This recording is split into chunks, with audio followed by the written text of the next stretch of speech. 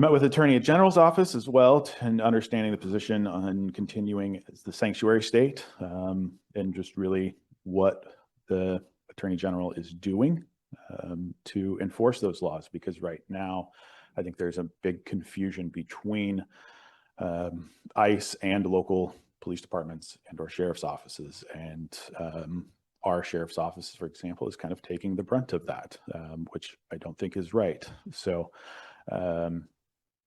and really where the teeth is into our sanctuary laws and what they're doing to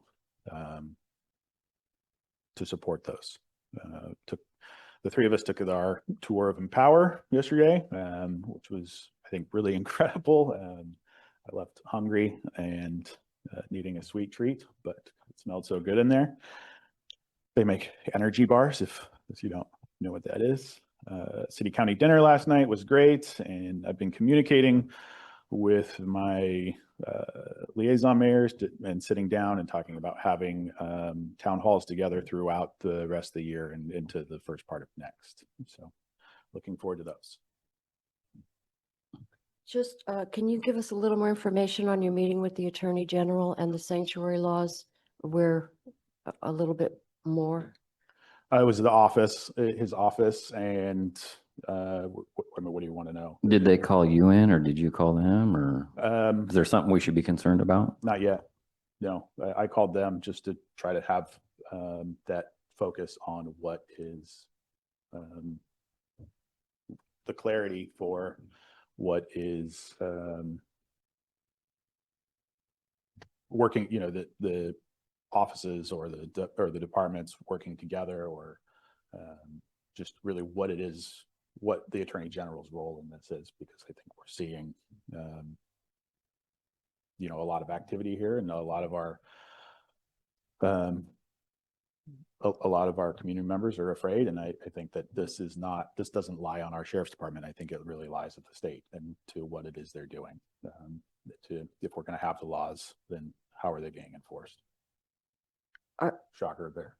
Is there? I got very little answers. So if that's what you're looking for. Well, it's just confusing because it was, in other words, Oregon is, I believe in 1987, or the first sanctuary state. Mm-hmm. So based on that, the federal government is saying to us, not only are we going to take a hit on federal funding Mm-hmm. for virtually all of our services and our programs, but our local law enforcement, based on Oregon sanctuary law, cannot work with federal immigration. Mm-hmm. So the federal government cracking down on that, and then also the target is now on sanctuary counties and sanctuary cities.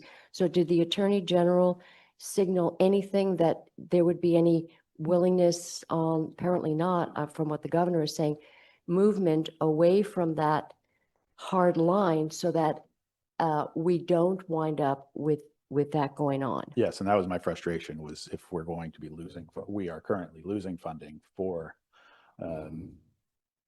our mandated services. What is it that you're doing? And again, shocker, very little answer. You know, it was the office, not the Attorney General. So so you didn't talk to the Attorney General? No, I said his office. Oh, you talked to his office. Oh, because, so you want us to pull back on being a sanctuary state?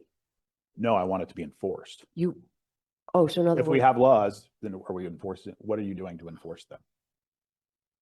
They're not. We're not being enforced. Not understanding. Do we have a specific issue here that stem this, that you're going to asking the office of the Attorney General to enforce something that we're doing wrong? Well, I mean, I think no, not the county, not our sheriff's department, not our police departments. You know, I've said over and over again that they are not in cooperation with ICE, but really, what is it that the state is doing? I mean, my friend was detained and deported, right, and didn't have the reason. So why, if this is a sanctuary state, then why was he? So in other words, the state of Oregon did not push back hard enough on ICE to keep a community member, a business owner, somebody who's been here for 30 plus years. So you want more pushback on ICE? Just what? Yeah, exactly. What is actually happening? You know, if we're losing funding here, so I don't think that the governor or anything can change that law. but it should be enforced, and that's at the Attorney General.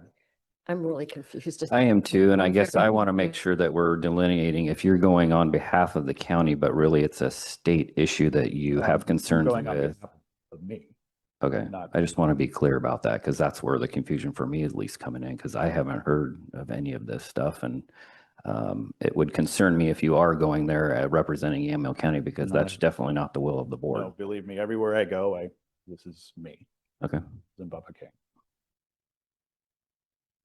Okay. All right. So Commissioner Johnston and I.